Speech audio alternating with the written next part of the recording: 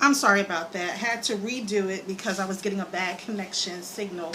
But I'm back, and I'm going to give you guys an opportunity to come back in. Hey, Miss Phenom, how are you? Had a momentary glitch. I'm reposting this. So I'm posting it on Twitter that I had to redo it because it froze up a little bit and said I was having a poor connection. So I'm going to put this out there. But we're back on Periscope. Come join us. Hi, Miss Matt 1017. How are you? Talk about boss chicks in business. That's what I'm saying. Boss chicks in business. That's what I want to talk about today. Now, let me warn you because I am sitting outside. And I know that Miss Phenom knows me from before. Hi from Virginia Beach, Miss Matt. If this is your first time, put up a 1. So that way I know it's your first time. Okay. Thank you. Good. I'm glad you joined us. I hope you can stick around. Some people that know me know that I usually love to sit outside, and I do my broadcast from outside when I'm back home in Atlanta, and I have my big deck and the trees and nice shade and everything. But I am now in Orlando, Florida, and the bugs are out, of course. And so if you guys see me jump up and I'm afraid, that's the reason why. And of course you can see the frizz is starting to happen because it's humid, and you know, Florida is hot. It's just hot. It's a whole other different kind of hot. And forgive the traffic going by. They're so rude. But anyway, today I wanted to focus on the ladies and do some boss chick chat. Oh yeah, that sounds good. Boss chick chat. I think we should, yeah, let me hashtag that. Or actually, Carla, if you could boss chick chat hashtag on Twitter and tell people to log in and check it out, that would be cool. Thank you for doing that, if you could do that. So I am going to start off. Hi Tiffany, how are you? Boss Chick Chat on Periscope. That's what I'm going to do. Periscope. I can't spell.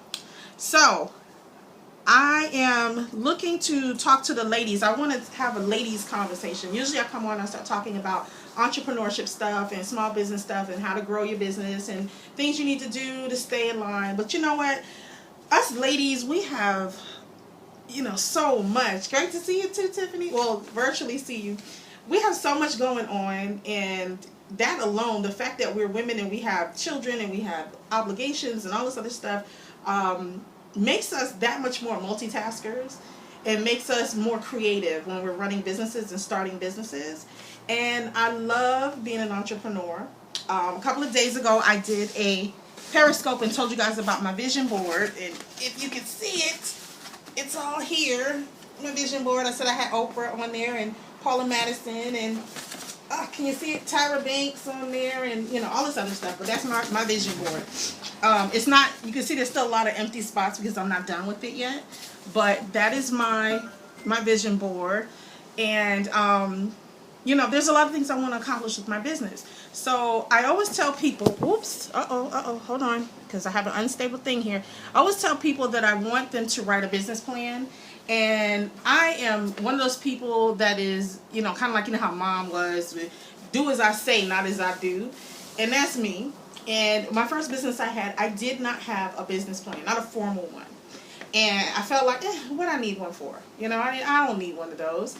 But I had, you know, over the years, had to get one. I got an operations plan, a business plan, I got a marketing plan, I got a customer service plan, I got an administrative plan, all those different things. But right here, this is something that I have put together, and this is my planning book that I use. Yeah, I still, even though I have an iPad and, you know, an Android phone and Mac laptop and all that stuff, I still love putting pen to paper, or pencil to paper in my case, because for me, things change up so much.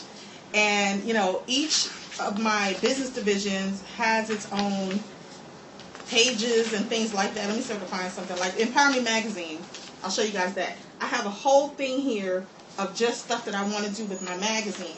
Now what I do is I'm usually one of those planners, and you guys put your let me know what you do. I want to see, I want your comments, and I want to talk about it.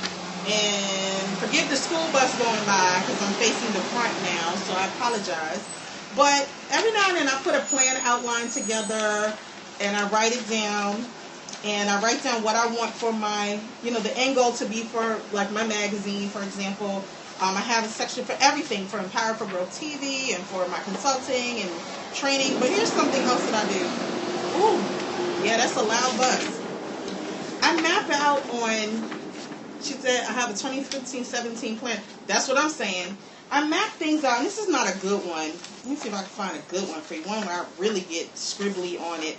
But I map out, every now and then I'll have notes. I take notes everywhere I go. I always look at ways for missed opportunities to monetize. I always make notes of things that I'm losing out on or whatever, and I try to stay above the curve. Yeah, here's one. This is a good one right here. And I get these, what is this, 11 by 17 or 11 by 8, whatever it is. And I get these, and sometimes it's easier for me to just map it out on these papers. No, I'm not putting them together and selling them or anything like that. But, I love to write notes because I never know when something is going to happen. Like this, I did an audit. I was starting an audit of the services that I offer. But, I look at things and I go back and things change over time. At one point I had a whole strategy about how I was going to do video and all of that. You guys know, some of you have seen my videos and know that I put together a strategy. I was doing something called Real Talk with Real Entrepreneurs on Google Plus Hangouts. And, over time the platform got unstable.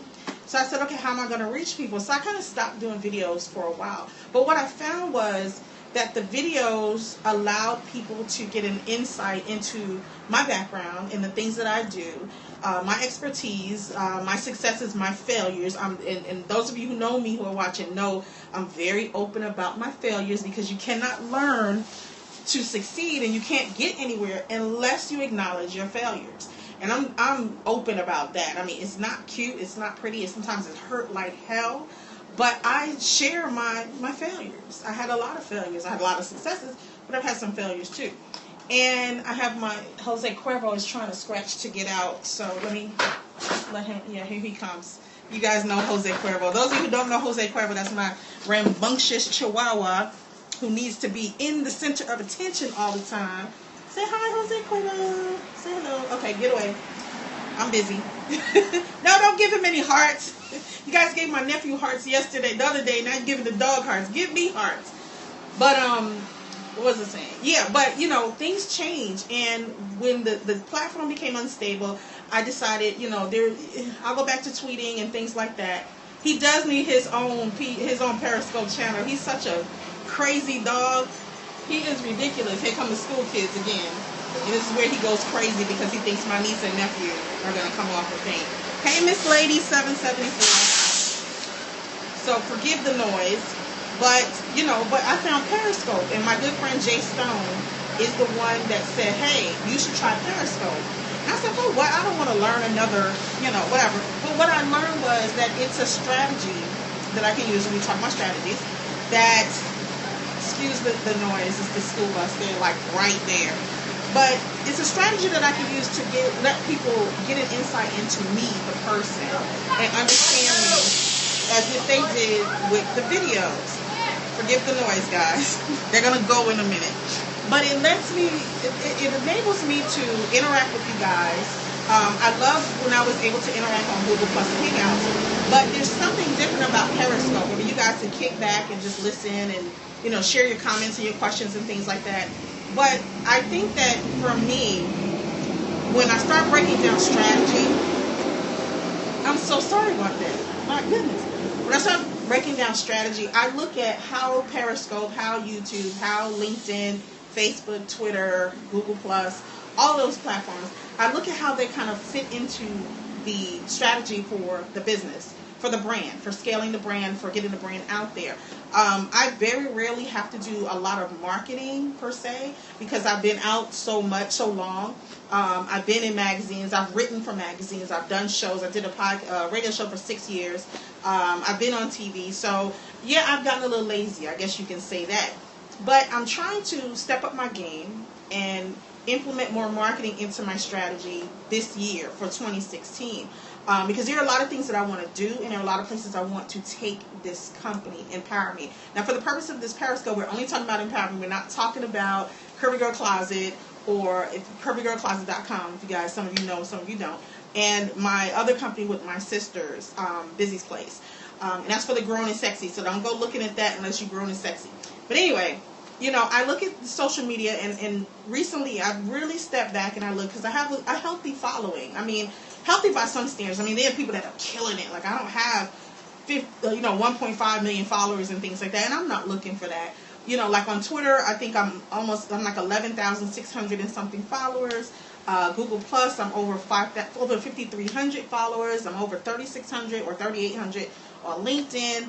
I keep Facebook very small because it's more personal, but my business page is like 1,000 or something like that. And those are respectable numbers, you know. I don't know how many people follow me on Periscope, but I've been looking at it, and I'm like, you know what, maybe I do need to get more back into social media like I did before. The problem that I had, and this is where strategy comes into play, and I want to know if you guys have experienced the same thing. So if you did experience this, after I finish this statement, I want you to put 1. If you haven't yet, put 2. And if it's something you're thinking about or something that's weighing on your mind, press 3. So for me, there are so many people. I mean, like I said, my friend Jay Stone, she said, you better get on Periscope as soon as you can.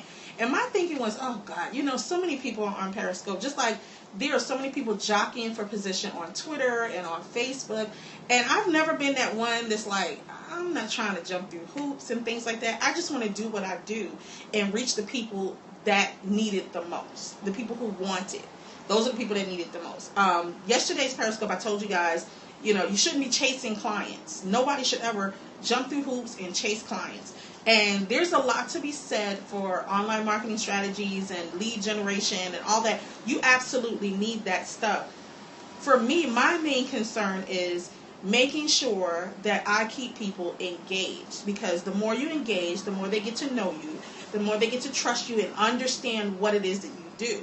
So on a very granular level, a lot of people say, oh, she's into business strategy. She does, you know, business advisory services. I wouldn't say coaching per se. I don't consider myself a coach. That's not what I do.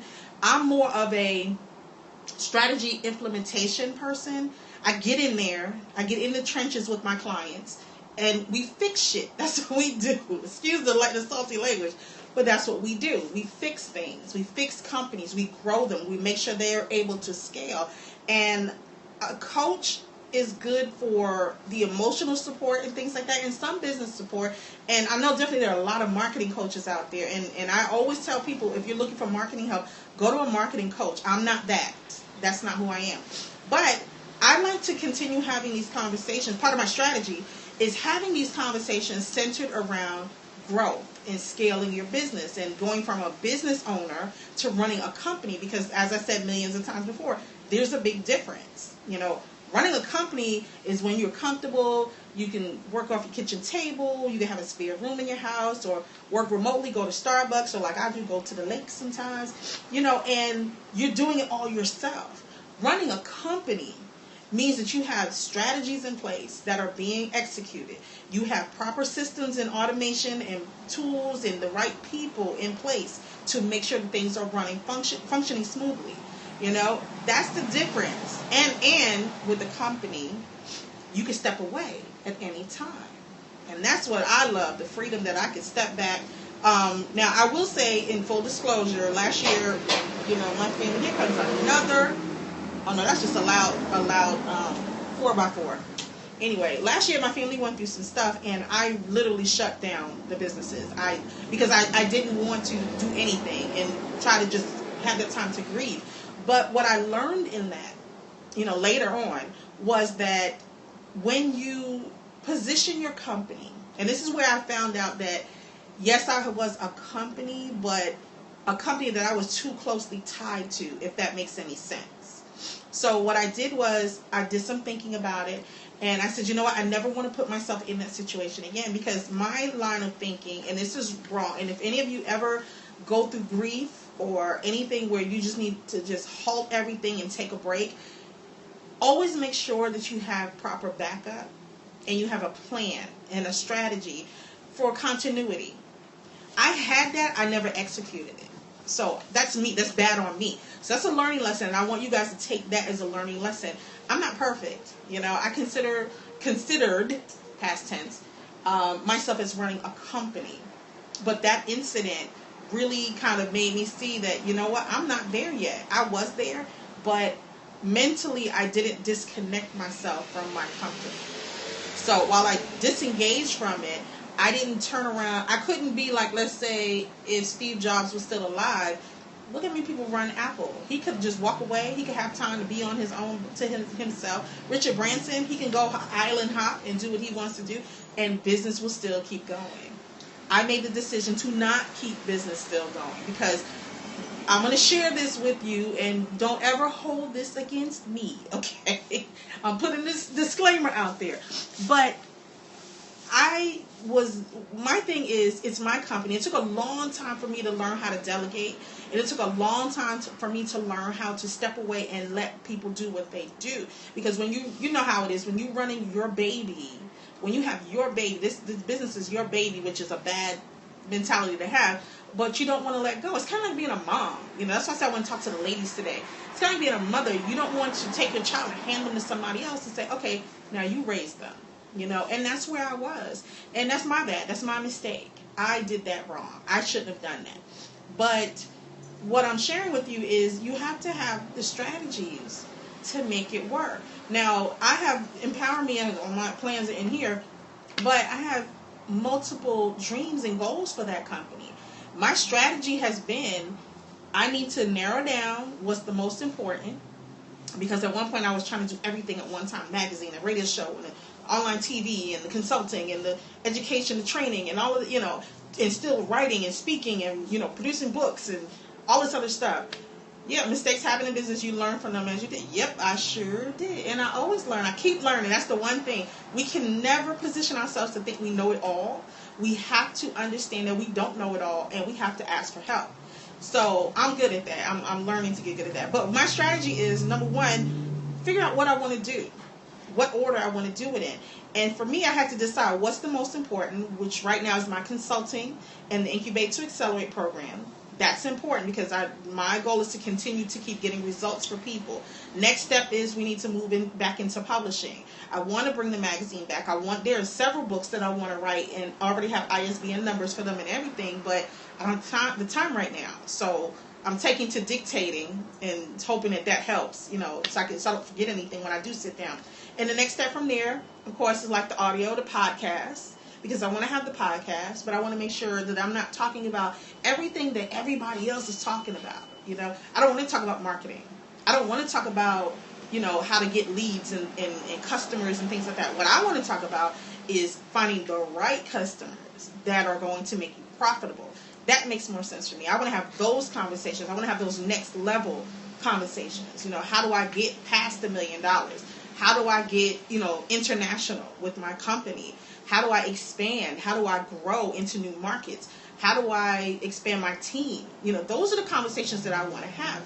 And piggybacking off of all of that with the media and the publishing and all of that stuff, the next line of that is the education piece. I want to bring back Empower Me Institute. Well, now it's the Growth Academy. But I want to bring that back, but not teaching what everybody else is teaching. So my strategy right now, for me, for my company, is to pay attention to what people are talking about, online and offline. When I go to conferences, when I go to meetings, even when I meet everyday entrepreneurs, I pay attention to the questions that they have. I pay attention to the pains that they're experiencing.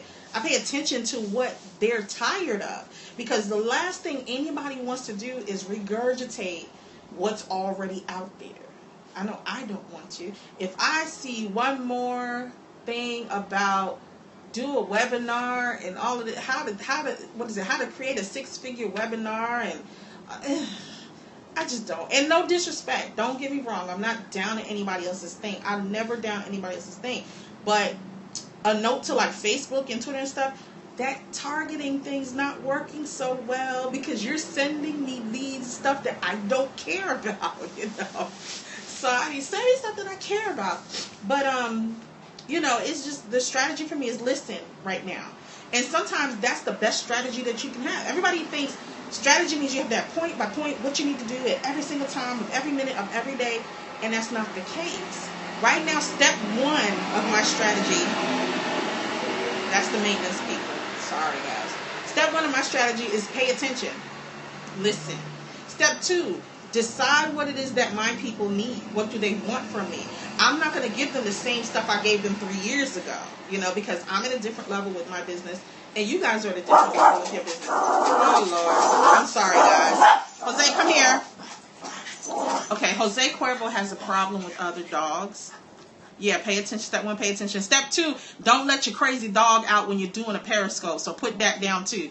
But Jose Cuervo has a problem with other dogs, and he feels very territorial when they come through. So imagine someone being scared of this. Yeah, he's angry right now. He's kind of, yeah, he's crazy. So he's going to go inside. Come on. Get inside.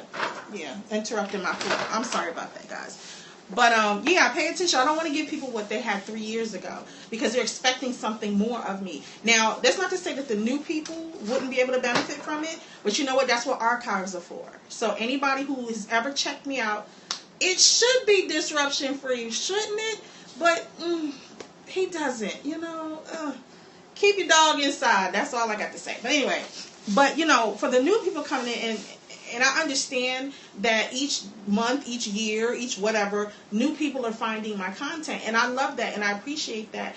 But what I have to stress all the time is I can't move backwards. I can't.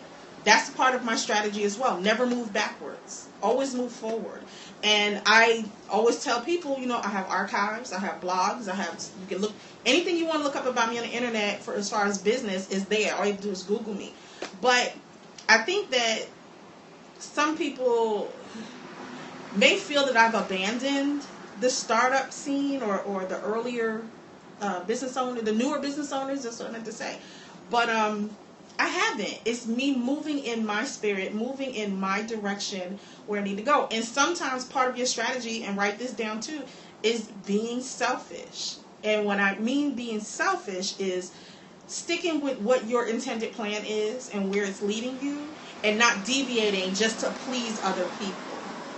So that's a really powerful strategy for me that I had to learn, because I always felt, I had this mindset of no one left behind. I don't believe in leaving anybody behind. That's just who I am and how I operate. But what I was finding was, it's kind of like, you know, you're running a race, and you're running, and you stop to help someone, you fall further and further behind. You get up, you pick up where you left them, you run, you stop again, you get further and further behind, and more people get ahead of you. Now, it's not a matter of anybody getting ahead of me, it's a matter of me not keeping up with the pace that I need to keep up with to reach my goals. So, consider that a strategy too. Don't go backwards. Never go backwards. Now, let's get into the nitty-gritty, because I know you guys think your time is valuable. That's right. Sometimes being selfish, sticking to your plan is important. It's all the time. Not sometimes, all the time. And I'm a big testimony to that. But let's get into some nitty-gritty. Now, part of strategy also is building relationships. And my girl Jay Stone was on a little bit earlier talking about don't pimp my brand. It was so hilarious. I love her. Jay, if you watch this, if you watch it later, I love that broadcast. But part of strategy is aligning with the right people. And I like to think that most of the times I do that. I found myself always offering something up to help someone else out. You know, even if there's nothing that I need in the beginning from them. I know that one day down the road, one day we're going to cross paths and we're going to need to work together on some level. So I always offer, hey, used to, come on my radio show, let me promote your book, what event you have coming, I'll put it out there. And even now, you guys see, I'll retweet things for people, I'll share it, hey, my girl has a book coming out, make sure you check it out, or, this one has an interview on such and such TV, and I don't mind doing that, I really don't. But what happened was, and I don't want you guys to get caught up in this too, I was giving, and never getting anything in return. For some relationship, that's okay, because I don't care. I'm not looking, tit for tat or whatever. But it shows you a lot about how people are. So part of your strategy is you need to be very clear about the people you align yourself with. Have very clear goals in the beginning, what you want from them, what you can offer them. There has to be both of those. Those are two sides to the same point. You can't have one without the other. If you can figure out what you can get from them, but you don't have anything to return, that's unbalanced. You can't have an unbalanced relationship, and vice versa. So you have to make sure that there's a win-win for both of you. And you have to make sure that this person doesn't have selfish or ulterior motives. That's hard, but, there have been more than many people that I've had on my show that had a book coming out that I came and then never heard anything from them again. Not even a hello, how are you doing? Keep those relationships going, because guess what? Those relationships, the meaningful relationships, the good ones, are going to be your key to advancement. I know that at any time, because of, my work, I actually give you an example. Dylan Radigan, you guys probably know Dylan Radigan was on MSNBC. He was in CNBC, then he was on MSNBC. He wrote the book, Greedy Bastards is the book. And I used to tweet and comment all the time on his show, the Dylan Radigan Show. Well, his producer and I, started talking. We became cool. And when Dylan left, she said, you know what, if you need anything, let me know. And I still keep in touch with her. And I know I'm not ready to go on like MSNBC or anything, and I don't even know if she's still with them, but I keep that relationship going. Even if it's twice a year, I reach out to her, let her know what I'm doing. But I know that if I needed to get on MSNBC and I had a good angle, I can call and pick up the phone. Relationships, you see? Then there's this other lady. She has a stationery company, and I had her blog for me. She wrote for me way back in the beginning. And we still keep in touch. And she's like, whatever you need, It's not about the stationery. It's more so about the relationship and the connections that she has and the connections that I have. So I know that at any time I can pick up a phone and say, hey, can you introduce me to so-and-so? We already have that relationship. And I tell her why I need the connection. I don't just say, hey, can you introduce me? It's, I need you to introduce me because... Another instance, give you another couple of high-powered instances. You guys know I have one of my mentors is Jenny Gilder. She is the owner of the Seattle Storm, the WNBA women's team. And long before her book came out in April, long before that, we connected because I interviewed her. I had an open call for women-owned sports teams. This was a couple of years ago. And we had a conversation. And then it just kind of went on after the show. And we talked. And to this day, all I have to do is pick up a phone. Hey, Jenny, is your team coming to town? And tickets are waiting for me at will call. Or, hey, Jenny, looking for an investor. Tell me the details, send it over to me. And I got it. You know what I'm saying? Same thing with me. You need an introduction and you need me to pump up, for people to show up to the game or women to support it or find sponsors or something. Let me know. I'm all over it. And we have that give and take. And she doesn't think so because she says, I learned more from you than you learned from me. This woman is mega set, okay? Her business, she's an investment company as well. So she's also doing a lot of philanthropic things. So for me, if you're measuring, hey, she beats me by leaps and bounds. But we're equals on that same peer level, but I still consider her my mentor. That's because it's a give and take relationship. So relationships are part of strategy. Make sure you're building relationships with people. It's just like dating. You got to date people to see what kind of synergies are there. I know a lot of people hate that word, but you know what? That's the best word I can come up with right now is synergies. But you got to see, you got to feel out the relationships, and you got to make sure that they're mutually beneficial. So that's part of strategy as well. Now I can go into some other things you guys tell me what kind of strategies, if you had specific thoughts on strategies. That's right. Tweet that. Relationships are part of strategy. If you guys have any specific questions about strategy for your business, what I want you to do is type in the type of business. You don't have to tell me the name of it. Tell me the type of business you have, like a hair salon or a marketing company or a clothing line, whatever it is. Type in what your company does, and then tell me what strategy you're looking to implement. Like, what is the problem that you need a solution to? What strategy? And I'll try to answer that for you right now. Thank you for the hearts, guys. Appreciate that. Educational consulting. Okay, so Roz Linder, and welcome. If this is your first time, welcome to my Periscope. So tell me what's your stumbling block? What is that pressing issue that you need a strategy to build around to make it better? So while I'm waiting for you to type that. If there's anybody else who has a question too, please put it in there, or a comment, or you give me hearts. You know, I know my nephew's not here. You know, the little 8 months. Reaching more people. Okay, Roz, are you talking about reaching more people as far as getting your content out, or reaching more people in terms of attracting the right type of clients? Because there's a difference. Those are two different strategies. And I'd be happy to give you some advice on that right now. But, yeah, my 8-month-old nephew. For those of you who didn't know, my nephew, I had him on Monday, or whatever day it was. And his little crazy behind, he was crawling. He's a runner. He's a crawler. So whenever he shoots off, I go, we got a runner.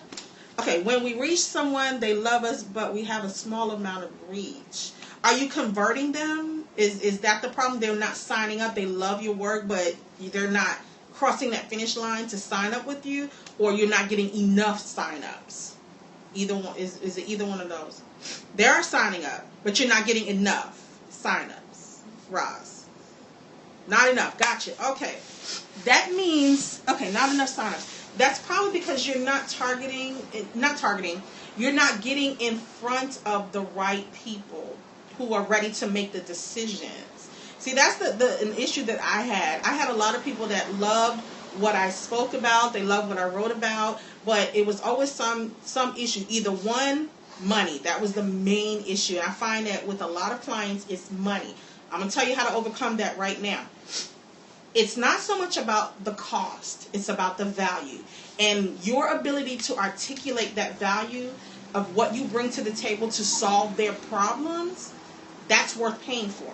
And no matter what it is, because you see there are people that line up for days when Apple releases a new product, or the newest pair of Nike Air Jordans are on the market, or Janet Jackson comes to town. People find money for the things they really, really want and what they need.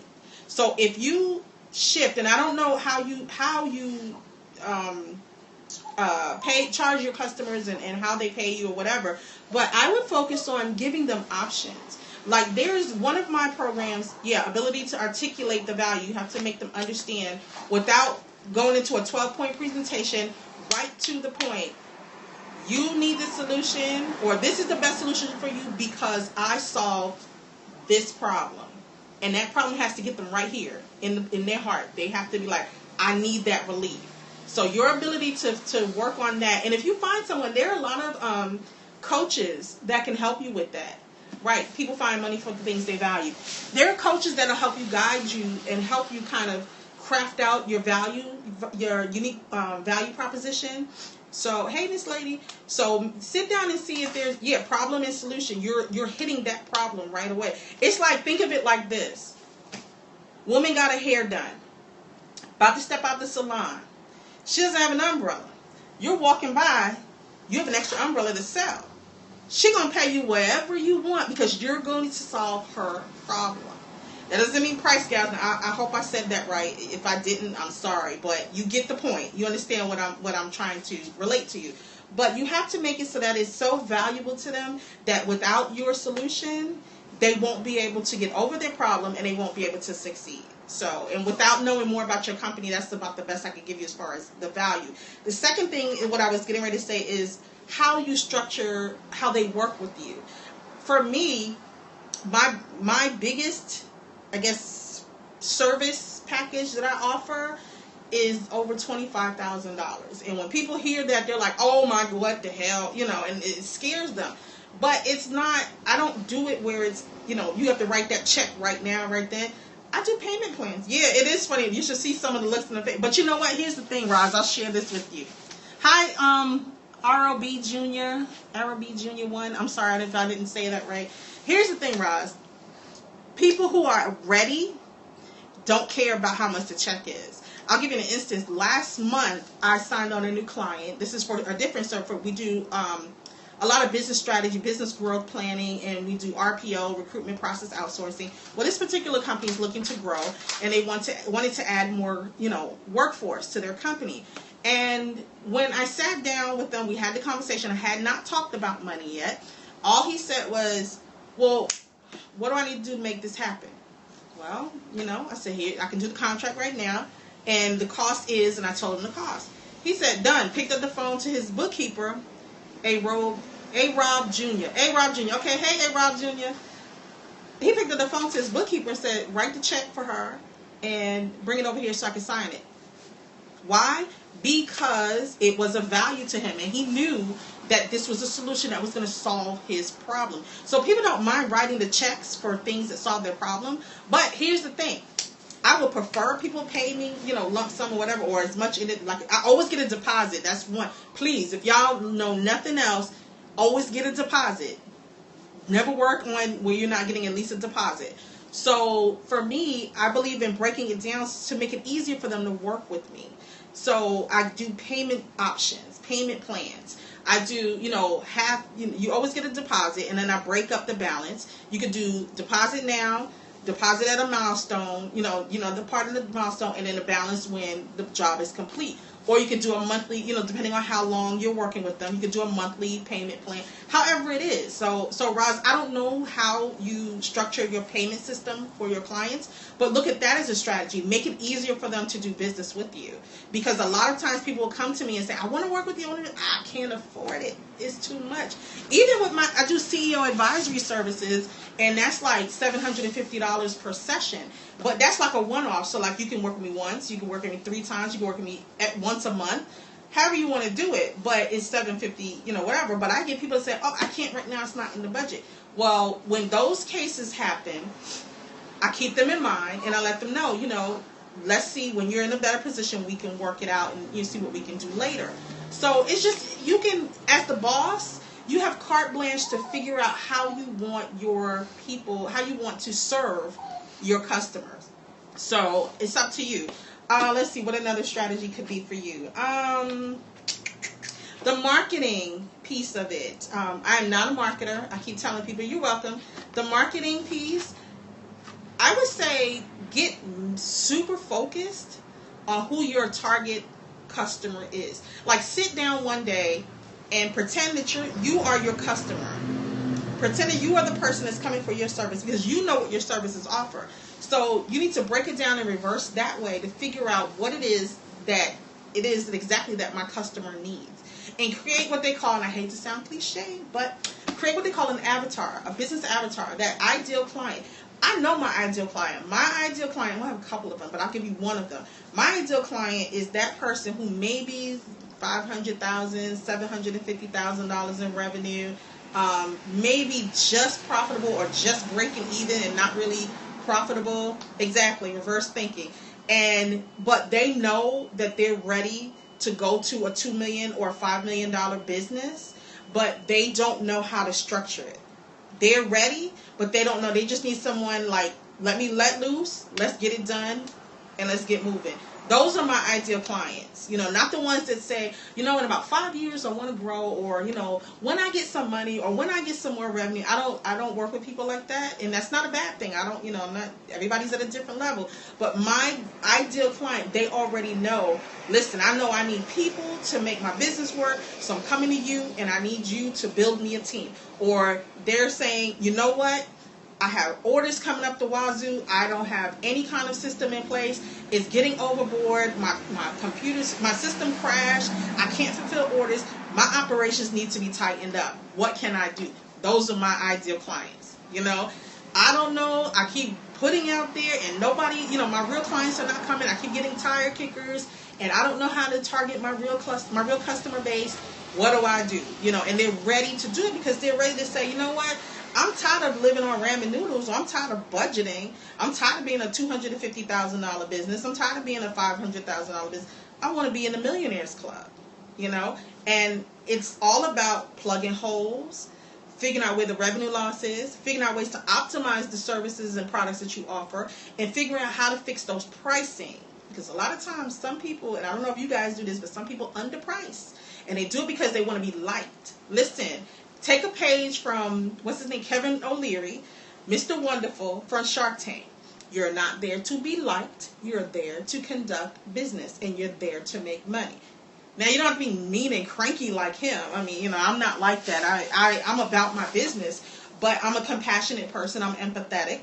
And, you know, the one thing I don't do is put other people ahead of my company to jeopardize my revenue. You know, it's something. There was a time, and I'll share this with you because I'm not ashamed to share this. There was a time that if I was so big on the helping other moms.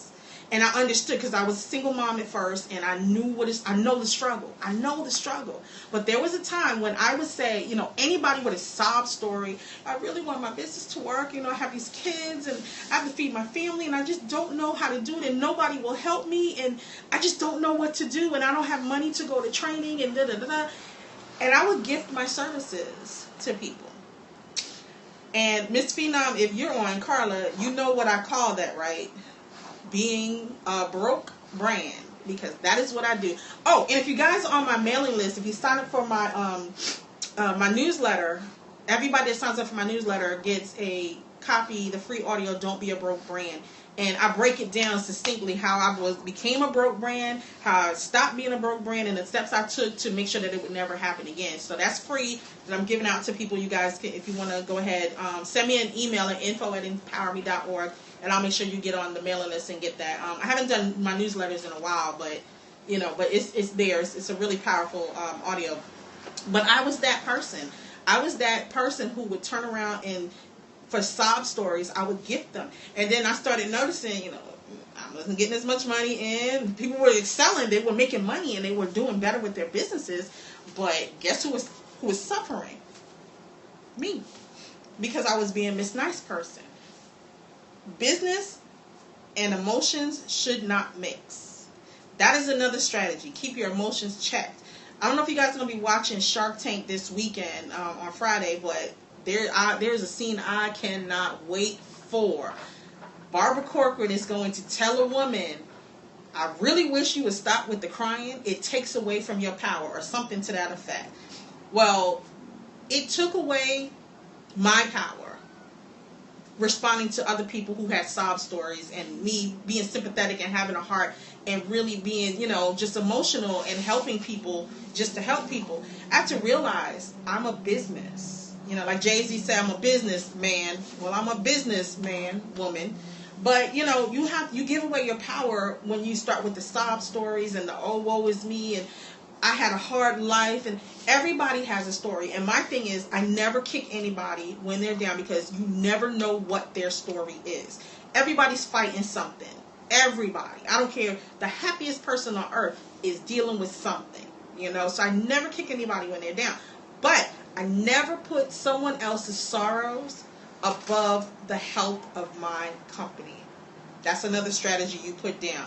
Do not put other people's sorrows ahead of the health of your company. Because guess what? If you can't eat, you can't pay your bills, you can't feed your kids, you're going to starve to death, you're going to lose your home, and your kids might be, you know, given to another relative or something, because you'll be deemed as unfit because you can't provide for them. I mean, that's a nasty thing to say, and it's a stone cold reality, though. So never put anybody else's needs ahead of your business needs. So disassociate that sympathy button from your need to do business. So yeah, I think that's pretty much about it. Roz, I hope I helped you with a little bit with your strategy. I don't know if you were looking for anything more or anything different. If you're looking for marketing, that's not me. All I can say is get in front of the right people, the decision makers, the ones that need to know, that need to have your businesses, need your business services. And here's another thing. Not people who you feel should need your business. There is a book called, oh my God, Tiffany, if you remember the book by Victor Cheng that I put in the group last year about growth, revenue, growth, profitability. I don't remember. It's by Victor Cheng, and what I'll do is I'll tweet it later if you guys want the book. But he said the biggest thing that we do is that we create our services and products based on what we think other people need. Now, we can know all day long, like I can find Sally down the street who I know needs my services, but she can't afford it and she's not ready for it. So it doesn't make sense for me to court her or to try to convert her as a buyer if she's not closing and she's not ready. We need to focus on those people who absolutely positively need and are ready and are able to pay for the services you provide to alleviate their pain points.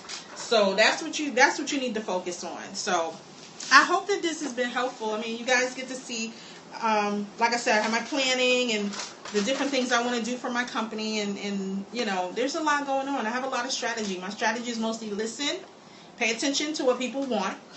I pay attention to what's being consumed and how it's being consumed.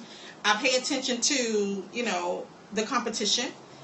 Because, yeah, you need them. Sometimes you can partner with them. Sometimes, you know, you have to keep a step ahead of them and swoop in to fill in that void that they're missing, that vacuum that they're leaving. You know, pay attention to that.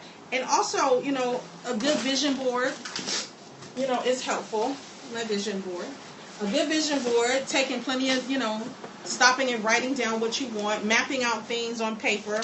You know, maybe not as many papers as I got, like sticky notes and all this stuff that I got. You know, it is what it is. So, you know, just keep on strategizing. Keep it up. What I do when I work with clients is we go deep strategy. I mean, I'm giving you guys surface level things now that I hope is good for you, and I hope that you find it useful. Why is your vision board in the back of your closet, Tiffany? Pull it out tonight. As a matter of fact, pull it out and then look at it and then rip off whatever is no longer valid and then add new stuff on there. That's what you need to do. But I just give you guys some granular level things on strategy today, and I hope that you find it useful. Oh, another strategy. Let me give you this one. Some of you may not be there yet, but I'm going to give it to you now. Think about your team. Think about what team you need to put into place for later, because my rule of thumb, all these trucks driving by, my rule of thumb is you got to plan for the future. For X amount of revenue, and write this formula down. For X amount of revenue per quarter, I need Y amount of employees to handle the new workload. So you should always be closing, always be selling, always be marketing, making sure that you get the flow of new clients coming in, but you also have to scale to accommodate that. Now, stop with the I can do it all myself. That's good in startup mode. I give people 1 year in startup mode. I'm tough about that.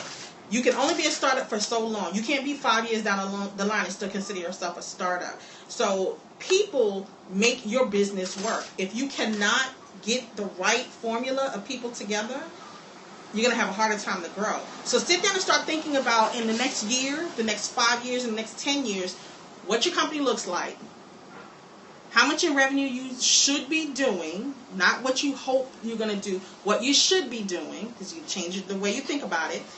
Think about the type of employees that you need and what they should be doing, and sit down and document, like, mini job descriptions. You don't have to go into detail or anything, but the duties that they would have, their responsibilities, and what they should have under their belt to make them a fit for this position.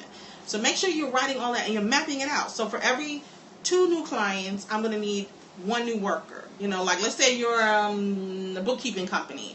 For every 4 new clients that have me doing their accounting work or their bookkeeping work, I need 2 bookkeepers to come on to handle that workload.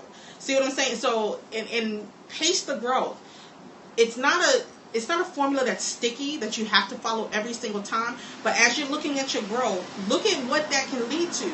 The more people you bring on to handle the actual workload, the more that frees you up to do the things to grow the business. So always do workforce planning. Don't let anybody tell you that that's not important and that you can take on all the duties or just hire one person to do all the stuff. Because guess what? While your small business is working this 1 employee to the bone and they're feeling unappreciated, guess what? Big business has a cushier package, a better retirement plan, a cushy office, and better client loads for them to do, and they'll pay them more money. So you will lose people. People are not loyal these days. It's the truth. Coming from a recruiting background, I will find people that would jump ship for $1 more an hour. So part of your strategy, map out for whatever X amount of revenue, I need Y amount of employees to handle that workload.